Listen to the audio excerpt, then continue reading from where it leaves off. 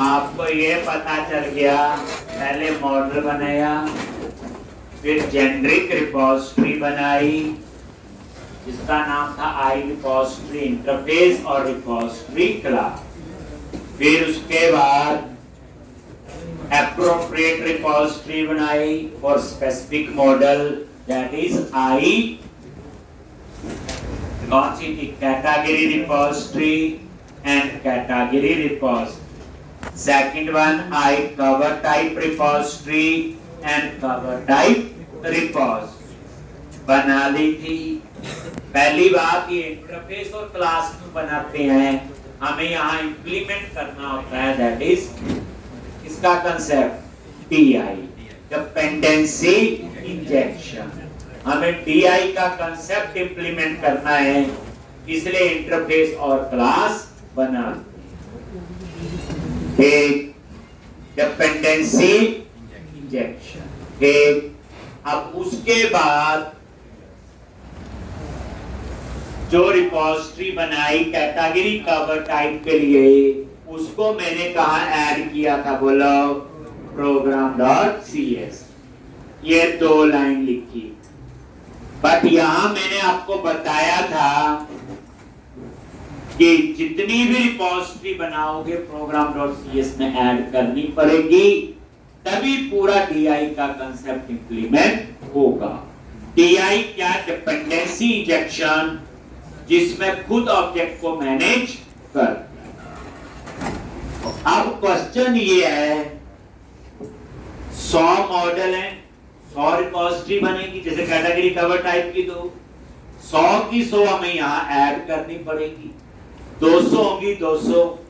पर program.cs file तो पूरे प्रोजेक्ट में एक है, और ये कॉन्फ़िगरेशन वाली फाइल है, इसको तो हम मल्टीपल बना नहीं सकते, तो इतना कोड मैं सिर्फ इसी का लिख दूंगा रिपोजिटरी ऐड करने का, तो वो ठीक अप्रोच नहीं है। तो देन हम लोग क्या करेंगे, we can create separate layer for that. जैसे आपको क्या करना है, एक अलग से और लेयर बनाएंगे। कैसे, डेटा प्रोजेक्ट डेटा एक्सेस में गए, रिपोजिटरी पे गए और आई रिपोजिटरी पे राइट क्लिक करो, ऐड क्लास डेटा एक्सेस वाले, और यहां चूज करो इंटरफेस, और इसका नाम रखो I unit of work,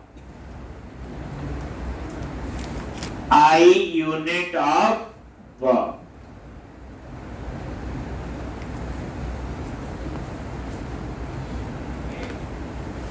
I unit of work, ये इंटरफेस का नाम रख दिया। ये अब जरूरी नहीं रिपोजिटरी लिखने से रिपोजिटरी बनती है, इसका नाम क्या रखा, I unit of work. Understood है, इसकी मैं क्लास भी बनाऊंगा और उसका नाम क्या रखूंगा, यूनिट ऑफ वर्क, यानी सारे को एक जगह इकट्ठा करना है। अब यहां पे इंटरनल की जगह क्या कर लो, पब्लिक,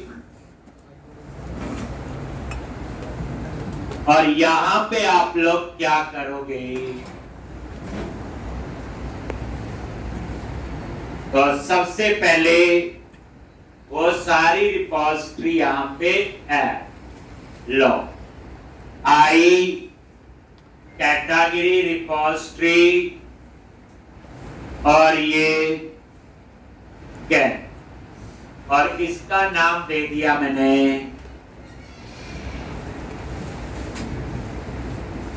कैटेगरी।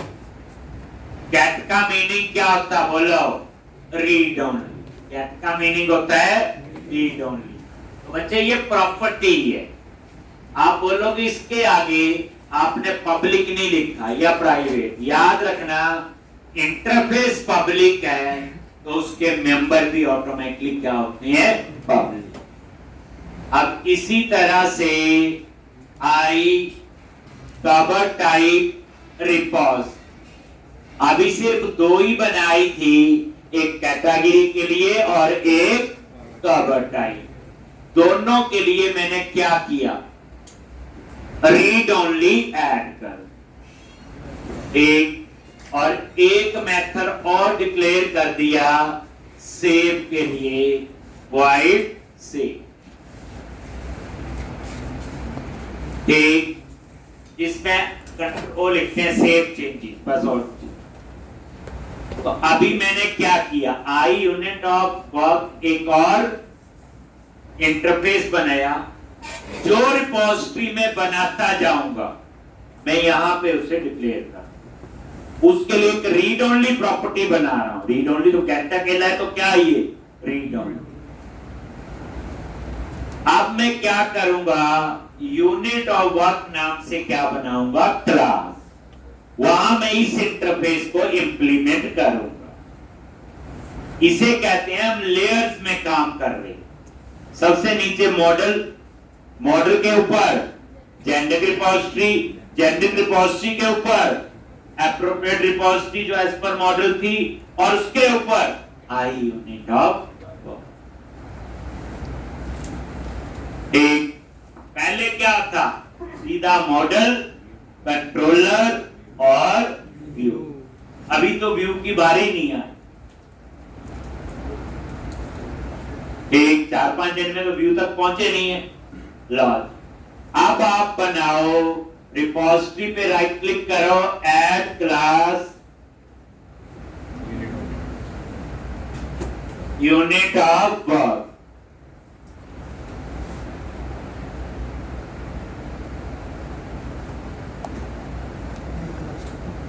पब्लिक, और यहां पे यूनिट ऑफ वर्क।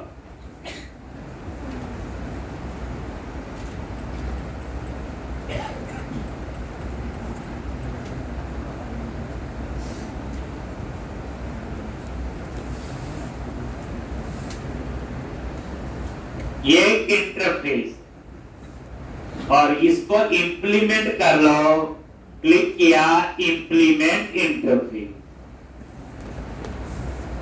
आ गया। देखो रूल पता क्या बन गया, मान लो हमने 15 रिपोजिटरी बनाई, तो मैं यहां 15 प्रॉपर्टी डिक्लेयर कर, 50 है तो 50, फिर उसको यूनिट ऑफ वर्क में हम लोग, अब यहां पे यूनिट ऑफ वर्क में क्या लिखना है, पहले मुझे थोड़ा सा लिखने देंगे, फिर आप लिखना साथ में, क्योंकि चेंजेस मैंने कर दिए। एक तो सबसे पहले वही प्राइवेट रीड ओनली। अब देख लो एप्लीकेशन डीबी कॉन्टेक्स्ट कहां से पास होगा और कहां पे पहुंचेगा। एप्लीकेशन डीबी कॉन्टेक्स्ट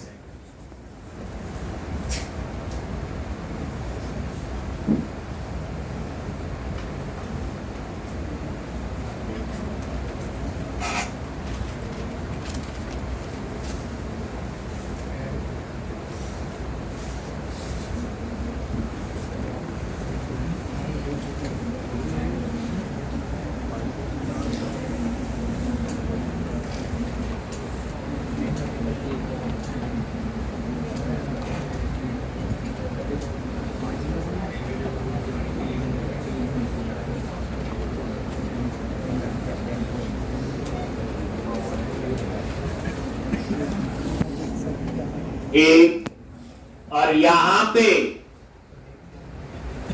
इतना तो आपको पता ही था। अब आपने क्या करना है, ये प्रॉपर्टी ध्यान से कैसे बनाएंगे,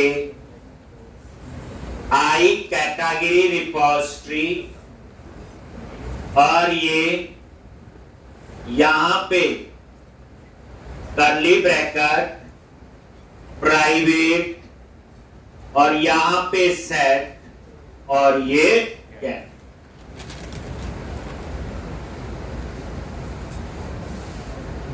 एक प्राइवेट, प्राइवेट मैंने अंदर ही यूज करना है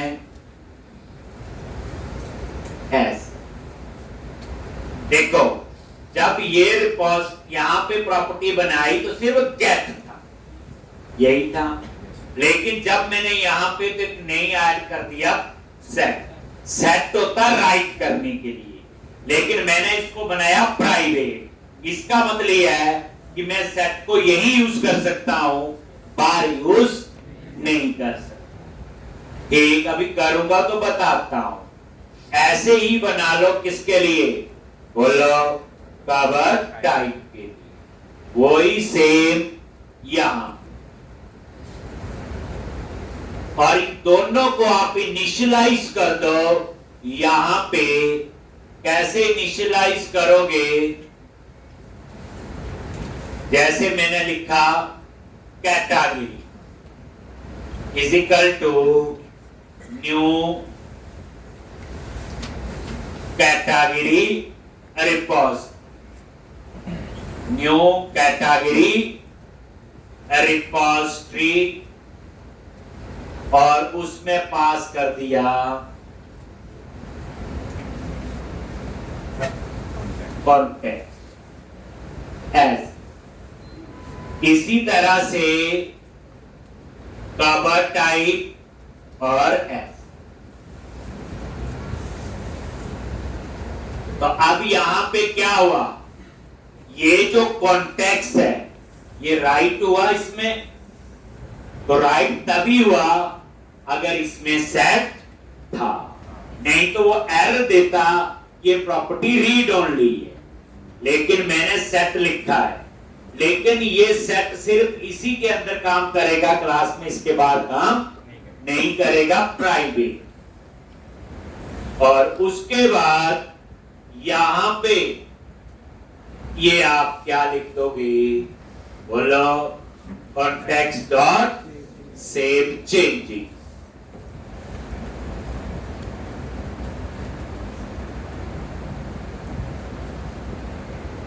मैंने सारा एग्जांपल 2 बार लिया। मैंने 2 मॉडल बनाए, तभी उनके लिए 2 रिपोजिटरी बनी। अब उन दोनों को हम यहां ऐड कर दें। आप ये लेक्चर, ये चीज 15 बार रिपीट हो, लेकिन अब उतना टाइम नहीं लगेगा। आज कोई बोले भाई 15 टेबल और बनाएंगे, तो हमारा काम क्या? मॉडल फोल्डर पे जाओगे, 15 बना दोगे, एप्लीकेशन की भी कॉन्टेक्स्ट में ऐड करोगे, और माइग्रेशन ऐड और अपडेट डाटाबेस बन गए। उसका क्या करोगे? डेटा एक्सेस वाले प्रोजेक्ट पे जाओगे, आई रिपोजिटरी में जाओगे, 15 उसकी रिपोजिटरी बना दोगे, आई कैटेगरी इस तरह से, उसमें कुछ भी कोड नहीं है। फिर उसके बाद 15 क्लासेस बनाओगे, जैसे कैटेगरी रिपोजिटरी का एक एक 2 लाइन का कोड है।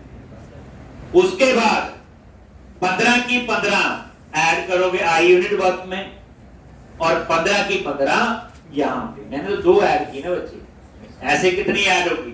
15। ऐसे कितनी ऐड होगी? बस, और टोटल 15 यूनिट लगेंगे, आधा घंटा लग जाएगा। लेकिन आधे घंटे में आपने 15 मॉडल का सेव अपडेट डिस्प्ले सारा लिख दिया। आप ये लिख के चलो, सबसे देखने वाली बात तो ये है।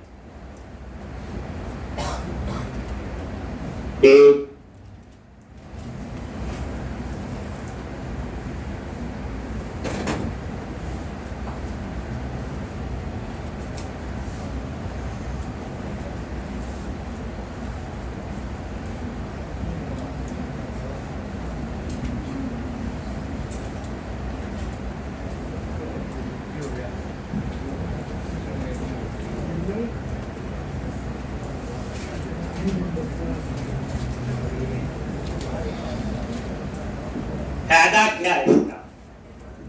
अब मैं program.cs में एक रिपोजिटरी ऐड करूंगा, आई यूनिट वर्क और यूनिट ऑफ वर्क। एक लाइन लिखूंगा, चाहे मेरे पास 100 रिपोजिटरी हो चाहे 1500, मैं तो यूनिट ऑफ वर्क में ही ऐड करूंगा। इसलिए मैंने बनाया आई यूनिट ऑफ वर्क और यूनिट ऑफ वर्क।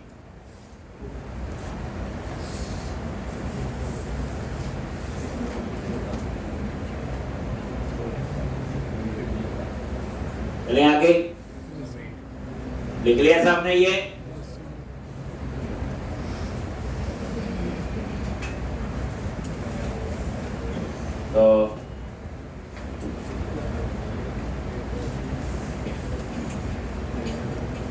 प्रैक्टिस करोगे मजा आएगा। इस वीकेंड का टारगेट ये है, कितना प्रोजेक्ट शुरू से करवाया और फ्राइडे तक करवाओ। सैटरडे संडे का टारगेट है उस प्रोजेक्ट को शुरू से लेके फ्राइडे तक का 1 गो में बनाना है।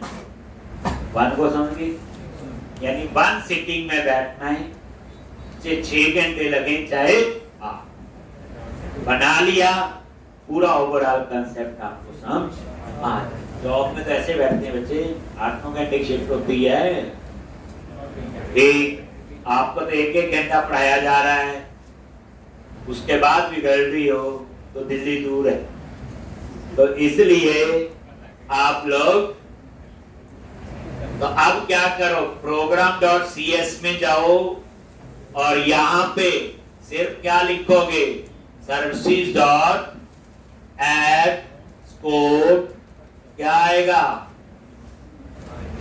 I unit of work, unit of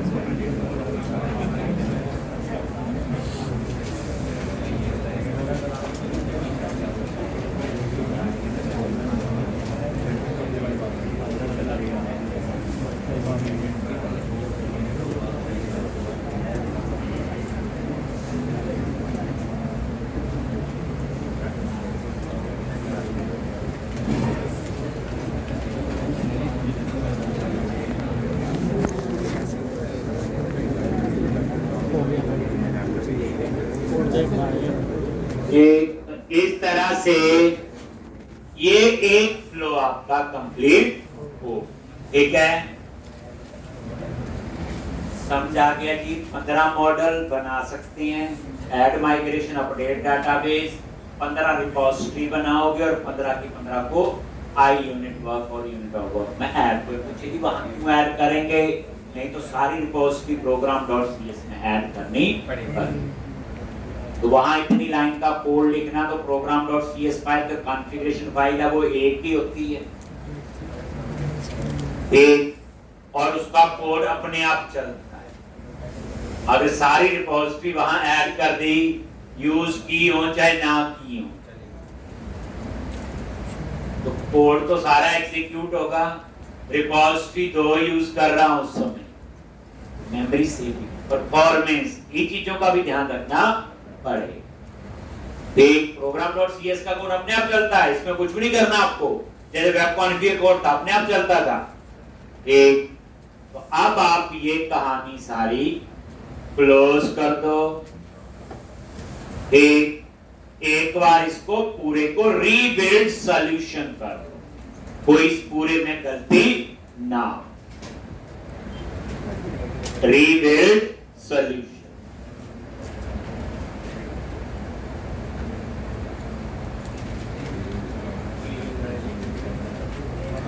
जब ये करोगे तो ये चारों प्रोजेक्ट कंपाइल करेंगे। ये लिखा भी आ गया, 0 फेल और 4 सक्सेसफुल, चारों प्रोजेक्ट इसने। अब हमारी अगली रिक्वायरमेंट क्या है, अब हम व्यू वाली साइड। तो आपने देखा मॉडल कहां बना, रिपोजिटरी कहां बनी, एक, और यहां प्रोजेक्ट में एक नई चीज है एरिया। एरिया बोले तो मॉड्यूल, जैसे आप रन करते हो तो कस्टमर एरिया का होम कंट्रोलर का इंडेक्स सेक्शन कॉल होता है, इसी को हमने स्टार्टअप बनाया हुआ। program.cs में जाके आप चेक कर सकते हैं।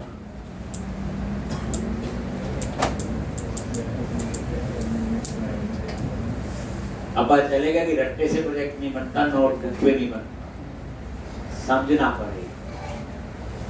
लो, अब मैं चाहता हूं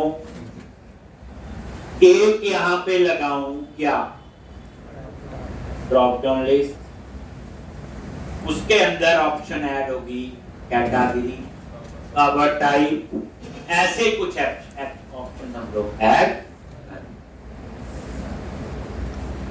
ठीक, तो यहां पे कैसे लगाना है, कहां पे जाएंगे, ये तो पता ही है, व्यूज, शेयर और लेआउट। और यहां पे आप लोग लगा, ठीक, तो यहां पे जो नेविगेशन बार है, इसके बाद क्या लगाना है, ड्रॉप डाउन लिस्ट। तो इसका डिजाइन तो यटी वाला होना चाहिए। तो एक काम करो, यहां पे गए foodswatch.com,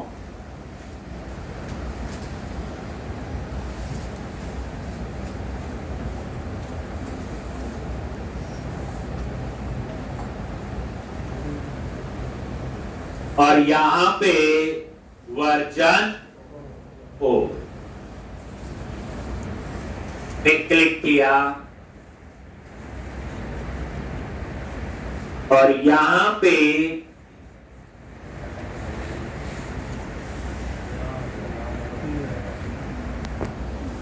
कौन सा थीम चूज करोगे, ईआरटी जो अप्लाई किया हो। और यहां पे मेरे को कुछ ऐसा डिजाइन चाहिए, ये ऐसे ड्रॉप डाउन लिस्ट कोई भी ले लो, ये ले लो, ठीक, ईआरटी है तो मैच होगा पूरा। ये ड्रॉप डाउन लिस्ट चाहिए, तो इसकी HTML चाहिए, तो ये यहां पे इसके राइट कॉर्नर पे ये एरो सी बनी है, अपन करेंगे थीम को देखते, क्लिक किया, और इसकी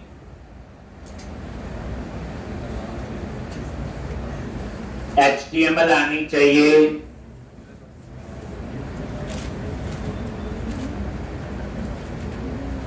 आ गई, और ये देखो यहां पे ड्रॉप डाउन लिस्ट वाला होम वगैरह सारा कुछ है, होम अबाउट, और मेरे को लग रहा है ये है ड्रॉप डाउन लिस्ट, और ये LI लगा हुआ, क्या लगा हुआ, LI।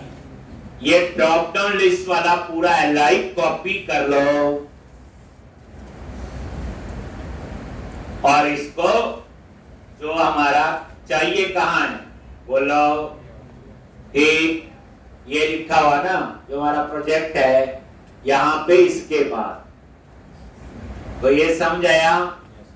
यहां पे दोबारा देखो, ये आ गई, ये ड्रॉप डाउन लिस्ट चाहिए अबाउट के बाद, तो यहां पे गए, और ये तो ये अबाउट इसके ऊपर ही है, तो अबाउट से नीचे LI लगा हुआ, डिजाइन बिल्कुल वैसा मिल जाए, कॉपी किया,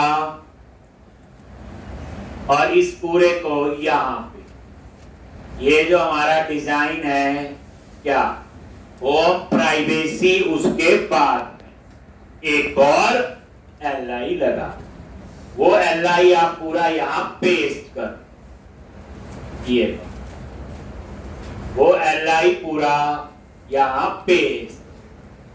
अब हर एक चीज को आपको पता चल रहा है, थीम नहीं तो खुद बनाते डिजाइन तो गड़बड़ी रहती, तो एक से ऐसा डिजाइन नहीं रहता ना बे, बूटस्ट्रैप की क्लासेस एक जैसा काम नहीं करेंगी, थीम कोई और वहां से कुछ और के ले रहे आप लोग। ये देखो LI और ये LI, एक बार हम देखें यहाँ पे क्या चेंज मिला है, मिला भी है कि नहीं। आ गया ड्रॉप डाउन लिस्ट, यहाँ पे कंटेंट मैनेजमेंट आना चाहिए, बट ये ड्रॉप डाउन लिस्ट काम नहीं कर रहा, नहीं कर रहा ना, देखो। तो इसके लिए छोटा सा यहाँ पे डेटा हाइपर,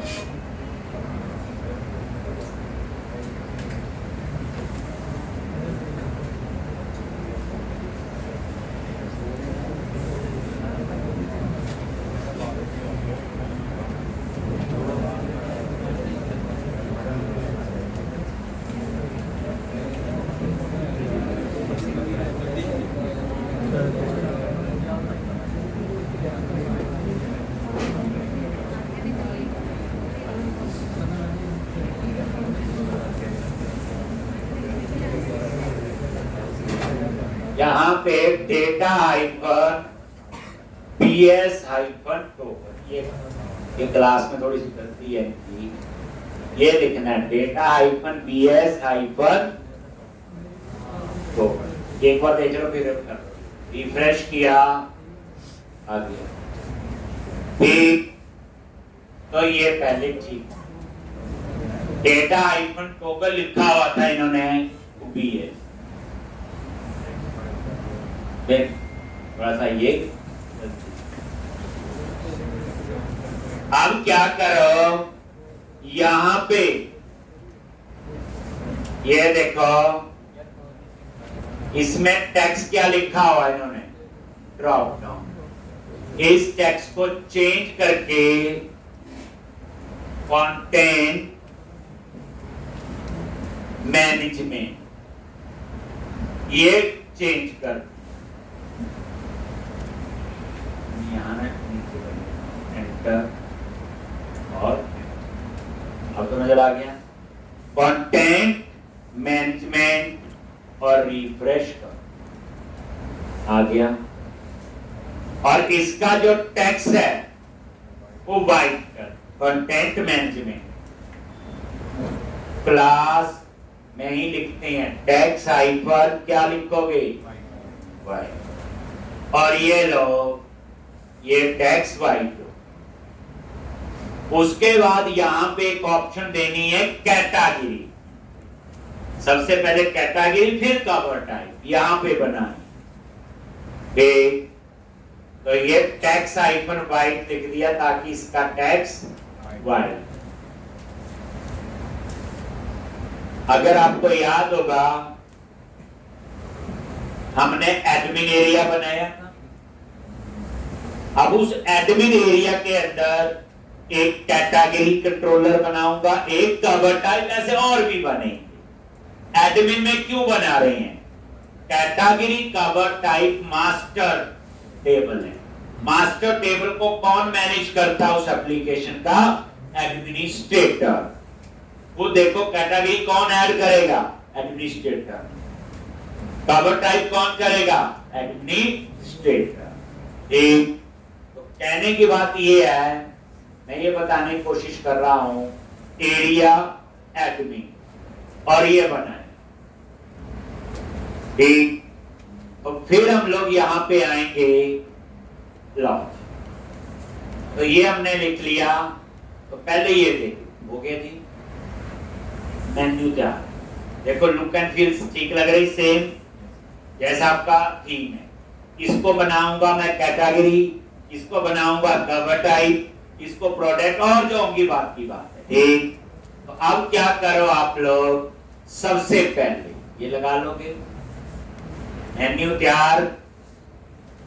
अब क्या करो, प्रोजेक्ट में गए, एरिया एडमिन बनाया हुआ, और यहां पे कंट्रोलर बनाओ कैटेगरी। अब कंट्रोलर पे कौन जाएंगे, एडमिन क्या मॉड्यूल है, क्या एक मॉड्यूल। कंट्रोलर पे राइट क्लिक करो, ऐड, देख लो एरियाज, उसके अंदर एडमिन, और एडमिन के अंदर कंट्रोलर। और यहां कंट्रोलर पे राइट क्लिक किया, ऐड कंट्रोलर, और यहां पे एमबीसी पाइप कंट्रोलर, और इसको ऐड कर।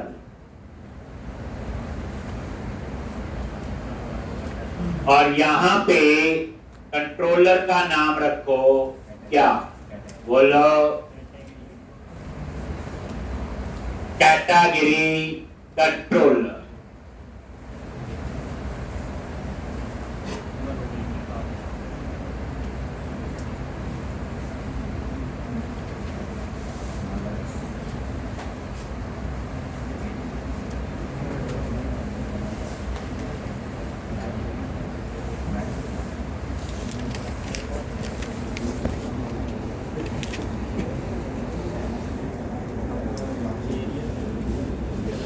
कैटेगरी कंट्रोलर और ऐड कर,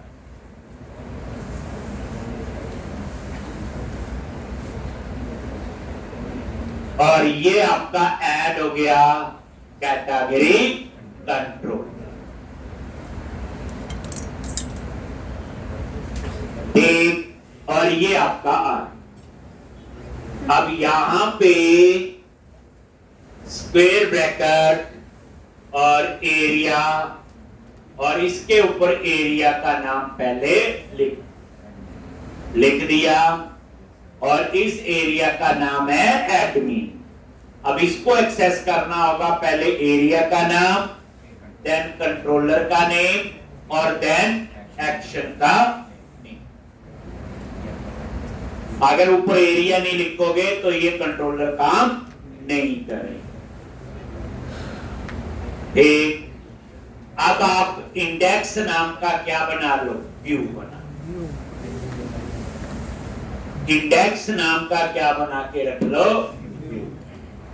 आपका पूरा फ्लो कंप्लीट होगा। जब कैटेगरी वाला कंप्लीट होगा तब पता चलेगा यहां तक पहुंचने में क्या क्या चीजें हमने फॉलो की।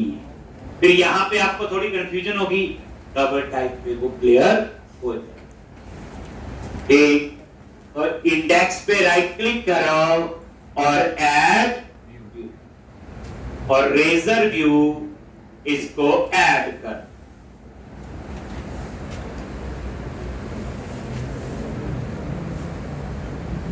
और ये आपका ऐड हो गया। ठीक, इंडेक्स नाम से व्यू बन गया, और ये कहां बनेगा, यहीं पे नीचे व्यूज फोल्डर के अंदर।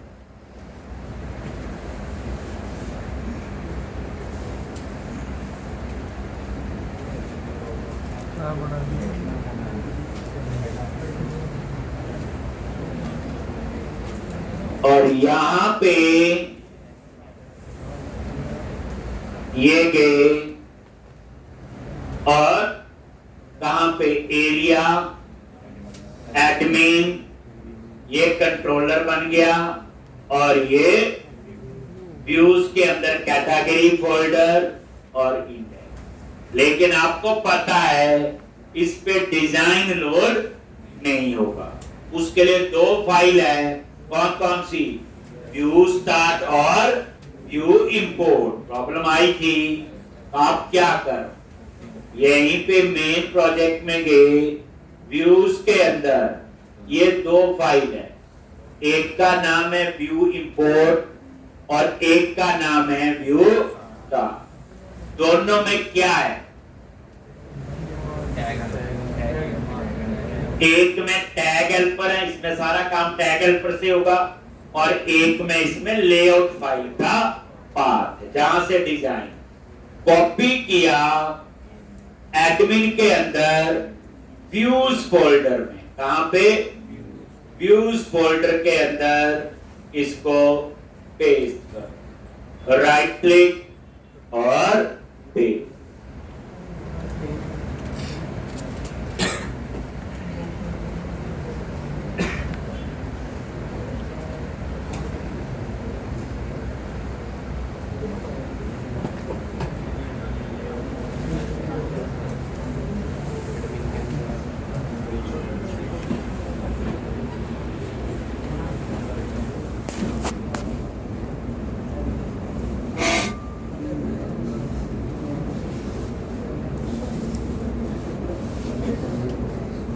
आ गया।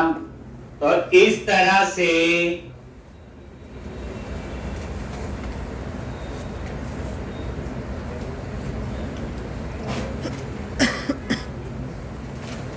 तो ये आपका बन। अब क्या करो, तो अब आप इसको लिंक करो। क्या करोगे, लिंक। ये समझा गया, कुछ नहीं।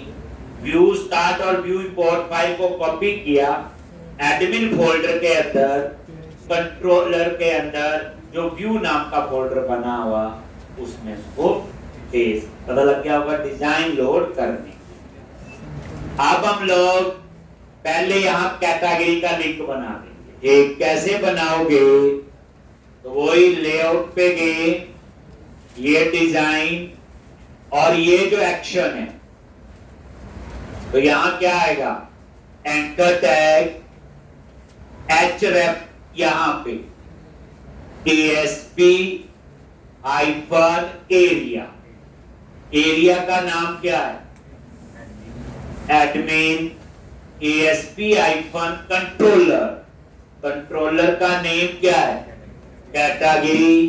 ये टैग हेल्पर होते हैं सारे, ASP hyphen area, ASP hyphen controller और ASP हाइफन एक्शन।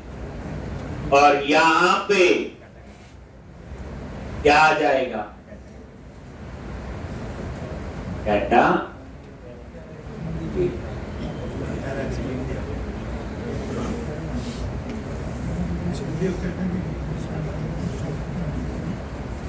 एक। तो इस तरह से ये देखोगे, रिफ्रेश करोगे या एक और क्लिक करोगे तो कैटेगरी वाले पेज पे आ, बस ये लिख लो ये लाइन,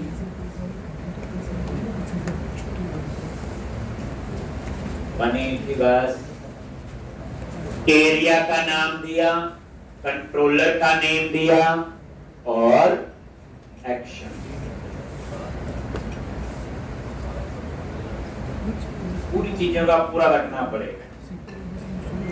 अब हम लोग इस पेज पे कैटेगरी, वही page, category list, new category, table, data table, sweet alert, toaster, ये सब कुछ यहां पे यूज हो। तो उसके लिए मुझे क्या करना पड़ेगा, वो सारे रेफरेंस उठा के लेआउट में पेस्ट करने पड़ेंगे जो प्रीवियस एप्लीकेशन में आपने लिए हो। ठीक,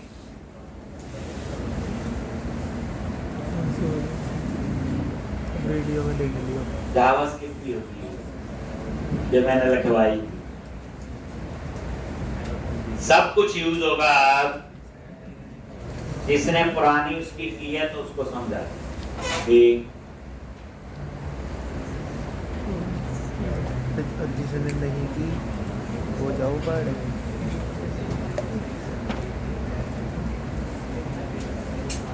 ये लाइन लिख दिए बच्चे। अब क्या करो, पुराना प्रोजेक्ट आपके पास है बच्चे, सबसे पहले CSS के रेफरेंस उठा लोगे,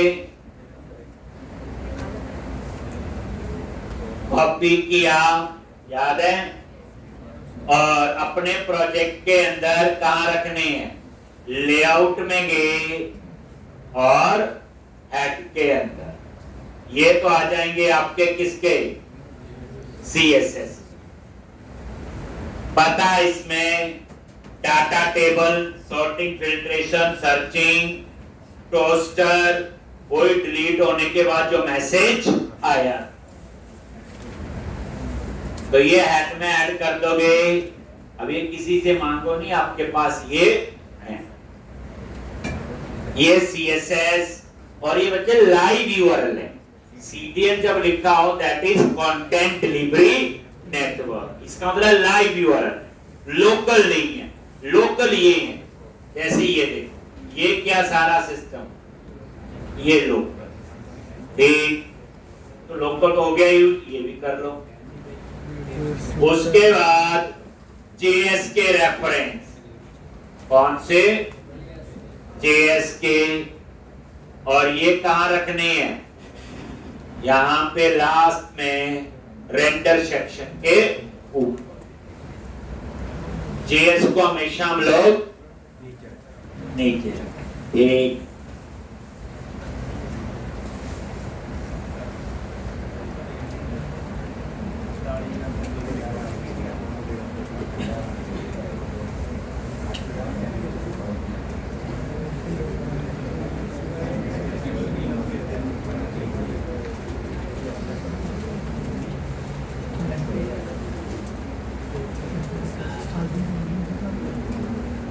स्टार्टिंग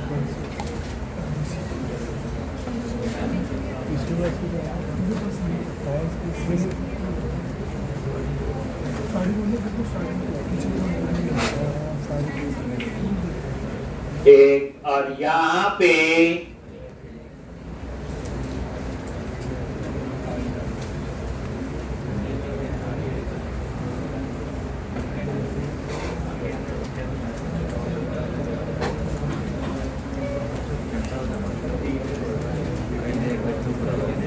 तो ये आपने दोनों रख लिया जी।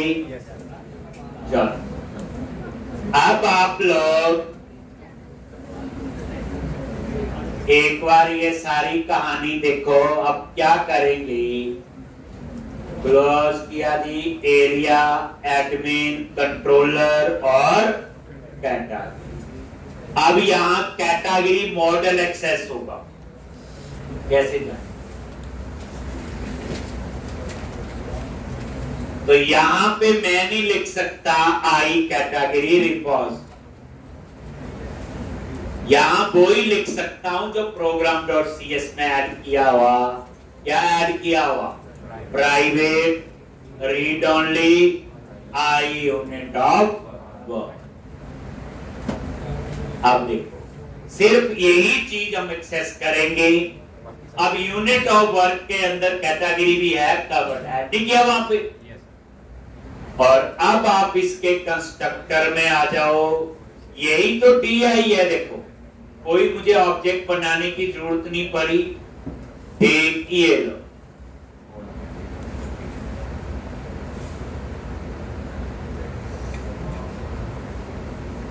एक कोई हमें जरूरत नहीं पड़ी।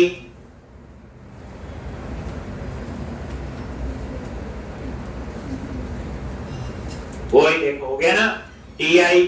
ये देखो सिर्फ इंटरफेस का वेरिएबल क्लियर किया है और तो कुछ नहीं किया, इनिशियलाइज कर दिया।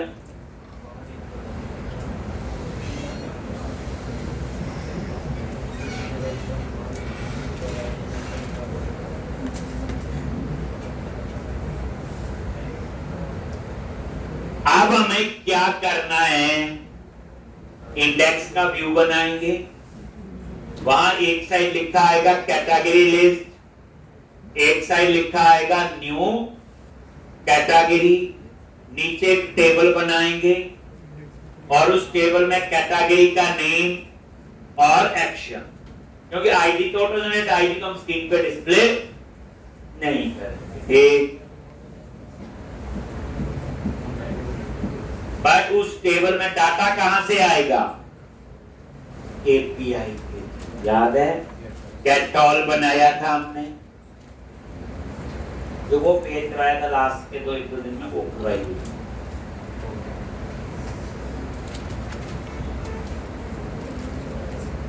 मुश्किल है, प्रैक्टिस अच्छी चाहिए होती है।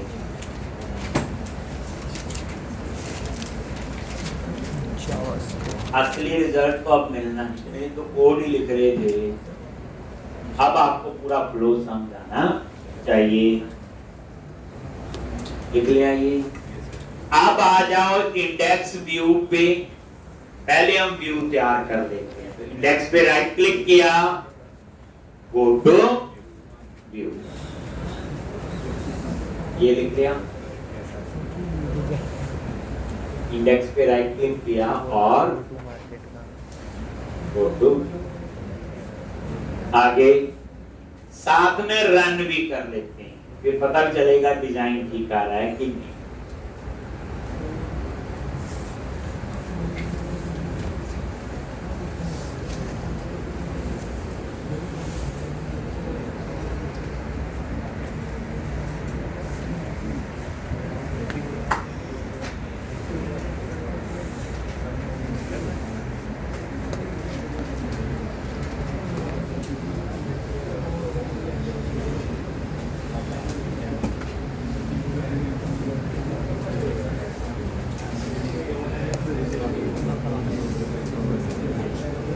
अब यहां पे डिलीट कर दिया। सबसे पहले देखो बूटस्ट्रैप की कहानी, क्लास क्या आएगा, रो एक रो में कितने कॉलम होते बोलो? ठीक, तो उसमें से मैं क्या कर रहा हूं, div क्लास कॉल हाइफन 9, इसमें मेरा हेडिंग आएगा और हेडिंग क्या होगा बोलो? Category list. और class text hyphen primary col hyphen 3, फिर बाकी कितने बच गए? 3 कॉलम। और इसमें हम लगाएंगे बटन। ठीक, कैसे? एंकर टैग, ASP एक्शन, और उसका नाम क्या रखते हैं? Upsert class BTN hyphen info form hyphen control. ठीक, और यहां पे साथ में अप्लाई करो क्या? फॉन्ट मेसन क्या लिखते हैं इसके लिए? FAS FA hyphen plus. एक क्या लिखोगे? प्लस, और यहां पे न्यू कैटेगरी। ये NVS की स्पेस के लिए होता है। एक बार यहां डिजाइन पे नजर मारो, अभी पता चल जाएगा क्या कोशिश की है। समझा गया? ये कैटेगरी लिस्ट लिखा आ गया और ये आ गया न्यू कैटेगरी। कहानी समझो। अब एक रो में 12 कॉलम, 9 कॉलम में हेडिंग आ जाएगा कैटेगरी लिस्ट, और लास्ट में 3 कॉलम में क्या आएगा? एक बटन। वही जैसे हम न्यू कैटेगरी पे क्लिक करेंगे तो कहां जाएगा? अपसर्ट। अपसर्ट वही सेव अपडेट एडिट डिलीट जो कहानी लिखते। उसके बाद और कहीं वो लिखते हैं।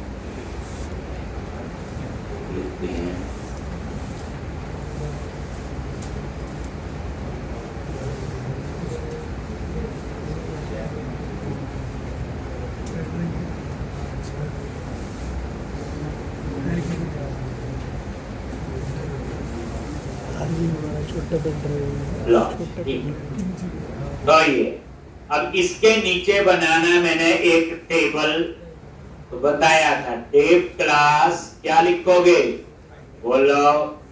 कंटेनर, और यहां लिख दिया राउंडेड बॉर्डर थीम, और ये पैडिंग भी दे दी और मार्जिन, ताकि साथ ऊपर लग के आ जाए।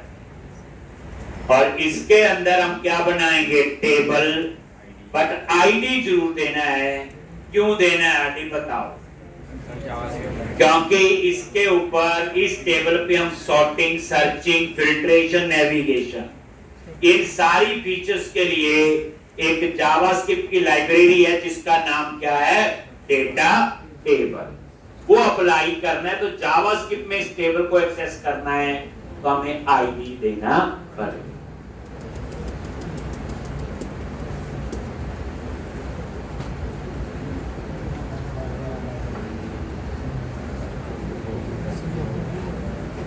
और यहां पे क्लास क्या लिखेंगे?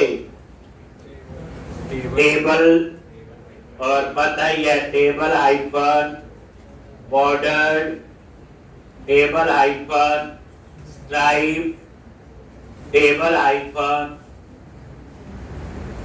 कोई भी यूज कर।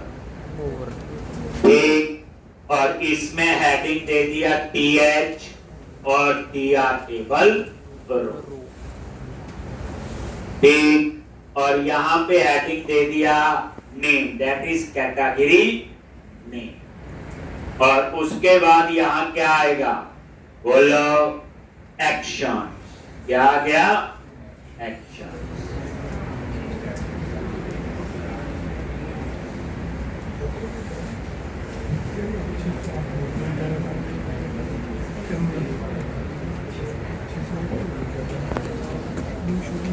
तो ये टेबल का एक बार डिजाइन नजर मार लो। ये ऐसे आए, ठीक, तो ऐसा ये सारा मैंने करवाया, याद होगा, सेम कोड है, कोई ज्यादा फर्क नहीं। अब अगली कहानी होगी, इस टेबल में डाटा डिस्प्ले करना है, तो एपीआई बनाएंगे और उसको जावास्क्रिप्ट में, क्योंकि मैंने इस टेबल पे क्या अप्लाई करना है, बोलो, इस टेबल पे जावास्क्रिप्ट की लाइब्रेरी अप्लाई करनी है जिसका नाम है डेटा टेबल। अब वहां डाटा आएगा ASP.NET कोड से, तो ASP.NET कोड तो नहीं समझ आती जावास्क्रिप्ट, तो इसमें डाटा किस फॉर्मेट में आना चाहिए, JSON। अब JSN जो है वो सबको समझ आती, JSN बनाने के लिए मैं क्या बनाऊंगा, API। API किसके लिए होती है, डेटा कम्युनिकेशन। ठीक,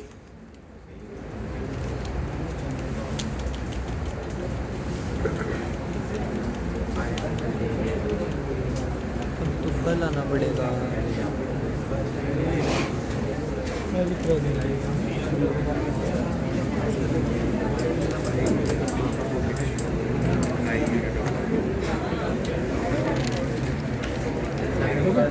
ठीक, अब यहाँ पे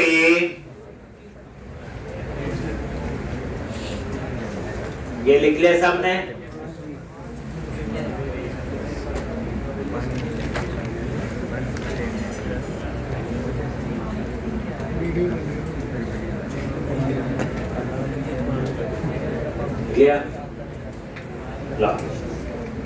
अब इतना काम आपका हो गया। अब उसके बाद क्या करना है, अब हम लोग कैटेगरी कंट्रोलर में जाएंगे और वहां पे एक गेटऑल नाम से एपीआई बनाए, करवाया हुआ सारा, ये सेकंड टाइम हम कोड लिख रहे हैं। यानी अगर आप बोलो नहीं जी सेकंड टाइम, तो अब आप कंट्रोलर में आ जाओ और यहां पे ये है आपका कंट्रोलर और यहां पे एपीआई बनानी है। तो बताया हुआ एपीआई के लिए अलग से block, hash region tab press किया, एपीआई पता रहेगा इसके अंदर हम क्या बनाते हैं, एपीआई।